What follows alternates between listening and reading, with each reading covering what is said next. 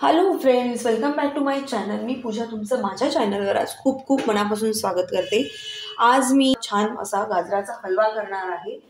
अतिशय सोप्या पद्धतीने दाखवणार आहे. चला मग कृतीला लगेच सुरुवात करूया. इथे मी तूप घेतलेलं आहे 2 मोठे चमचे. छान तूप वितळलं आहे. आता आपण याच्यात हा गाजराचा किस करून घेतला आहे, तो आपण याच्यात आता घालणार आहोत.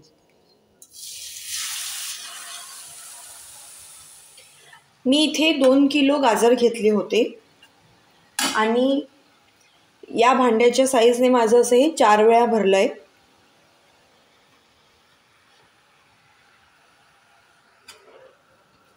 सो इथे मी 2 किलो गाजर घेतले आहे. छान सोलून मग त्याला मी किसून घेतलेलं आहे.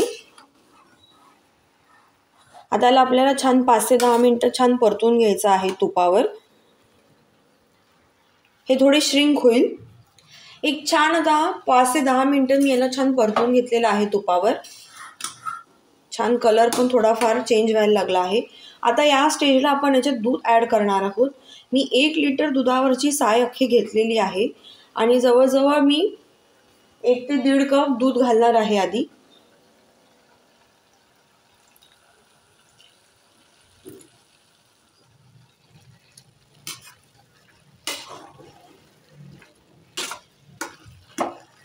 आपण इथे खवा यूज करणार नाही आहोत, त्याच्यामुळे मी याच्यात साय घातलेली आहे. आपण याच्यात थोडीशी मिल्क पावडरसुद्धा घालणार आहोत. हा पण ज्यांना सगळ्यांना खवा नाही भेटत किंवा ज्यांना नसेल घालायची इच्छा आणि इझी पद्धतीने बनवायचा असेल तर हा उत्तम उपाय आहे की तुम्ही याच्यामध्ये छान साय आणि मिल्क पावडर घातली की रिचनेस येतो.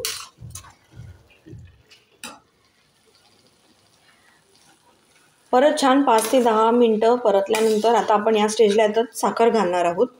ते 4 भांडे मी हे गाजर घेतलं होतं, त्याच्यात मी आता 1च वाटी साखर घालणार आहे, कारण आम्हाला जास्त गोड आवडत नाही.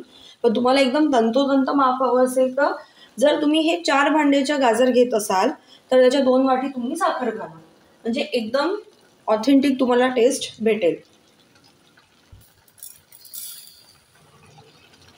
साखर छान डिझॉल्व्ह व्हायला लागली आपली. आता या स्टेजलाच मी 2 मोठे चमचे मिल्क पावडर घालत आहे. हे छान मिक्स करून घ्यायचं आहे आणि आपल्याला आणखी 10 मिनिट त्याला छान परतून घ्यायचं आहे. सोबतच मी आता याच्यात ड्रायफ्रूट्स पण टाकून घेत आहे. मी इथे काजू बदाम आणि किशमिश घेतलेले आहेत. तुम्ही तुमच्या आवडीनुसार ड्रायफ्रूट्सही याच्यात घालू शकता. भरपूर घालायचे, खूप छान लागतात दाताखाली. आणि लास्टला मग आपण त्याच्यात एंडला जेव्हा आपला हलवा ऑलमोस्ट तयार असेल त्यावेळेला मी याच्यात वेलायची पूड ऑलमोस्ट रेडी आहे. आता या लास्ट फायनल आपली एक गोष्ट राहिली ती म्हणजे आपली वेलची पूड घालते मी. छान मिक्स करून घेऊ आणि आणखी 1-2 मिनिटं आपल्याला याला छान परतून घ्यायचं आहे आणि आपला हलवा मग रेडी आहे.